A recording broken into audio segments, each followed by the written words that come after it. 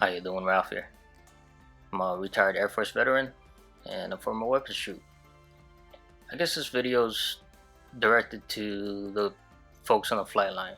I remember when I was on the flight line, the A-10 community was more of a family. The pilots, the maintainers, they all had a mutual respect for each other. I was wondering if that was still the same. Everyone would stand up for each other. I remember one incident where I forgot my line badge. I just left it at my top in the office. One of the fuels tech sergeant asked me where my badge was, and at that point I realized, crap, it's in the office. So he started chewing me out and told me to stay right there. After he got out of his car, there was a crew chief staff sergeant that saw everything. The staff sergeant went to his vehicle and started chewing the tech sergeant out because he didn't follow proper protocol before exiting the vehicle. The tech sergeant got into his vehicle and left, and that was it. Incident was over. I went back to get my line badge and continued working. The staff sergeant told me, screw him, you've been here forever, everybody knows you here. So that was one of my experiences being one of the A-10 maintainers. And when I went to Osan, one of the pilots came up to me while I had to fire guard his jet. He asked, "Aren't you at Davis Monthan?" And I said, "Yes, sir." In my head, I thought, that's cool. Pilots and maintainers do recognize each other.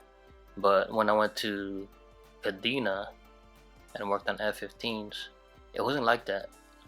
It was a different atmosphere. All the AFSCs just stuck together. Pilots only communicated with the crew chiefs. The only time they would talk to weapons troops was during contingencies or TDYs where they had to shoot missiles.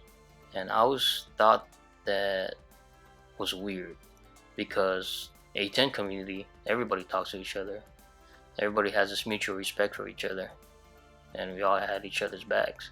On the F-15 community, it was very, not rare, but you had few that would have your back, but for the most part they would stick to their own.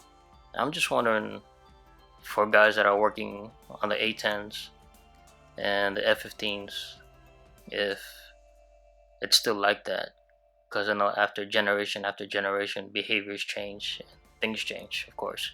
Also the hazing, I'm wondering if that still goes on, where if it's your last duty day, you get captured and you get tied up, they douse you with whatever they can think of, they put you in the back of the truck, they drive you around the flat line, full on hazing without hurting you, of course.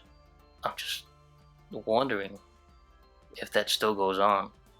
The F-15 community, when I got out of active duty, I joined the reserve unit. Found out a few years later, one of the pilots we had in our reserve unit was there at the same time I was in Kadena, but we never recognized each other.